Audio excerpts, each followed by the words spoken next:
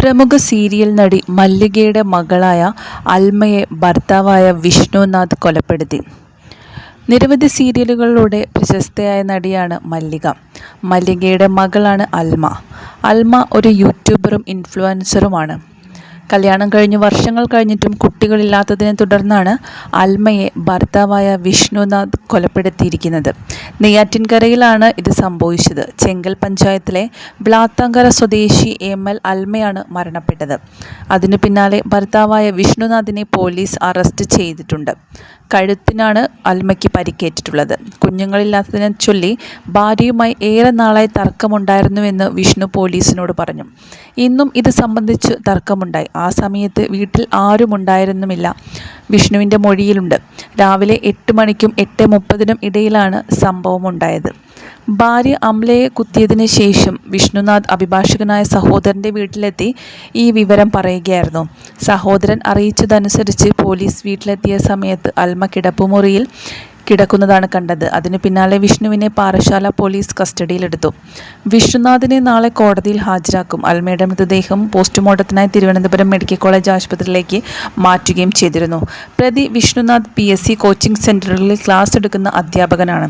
9 വർഷം മുൻപ് പ്രണയിച്ച് വിവാഹം കഴിച്ചവരാണ് വിഷ്ണുവും. 9 വർഷം മുമ്പായിരുന്നു ഇരുവരുടെയും വിവാഹം കഴിഞ്ഞത് നാട്ടുകാർ പറയുന്നു. പ്രണയ വിവാഹമായിരുന്നു അൽമയുടെയും വിഷ്ണുനാഥിൻ്റെയും. ഇതുവരെ വീട്ടിൽ നിന്നും മറ്റ് തർക്കങ്ങളോ ബഹളങ്ങളോ ഒന്നും തന്നെ കേട്ടിട്ടില്ലെന്നും സമീപവാസികൾ പറയുന്നു. ഭാര്യയെ താൻ തന്നെ കൊന്നു എന്ന് പറഞ്ഞുകൊണ്ടാണ് ഇന്നലെ രാവിലെ വിഷ്ണു സഹോദരൻ്റെ വീട്ടിലേക്ക് എത്തിയത്. ഈ സമയം ഇവർ രണ്ടുപേരുമല്ലാതെ വീട്ടിൽ മറ്റാരും തന്നെ ഉണ്ടായിരുന്നില്ല. സഹോദരൻ വിവരമറിയിച്ചതിനെ തുടർന്നാണ് പാറശാല പോലീസ് സ്ഥലത്തെത്തിയത്.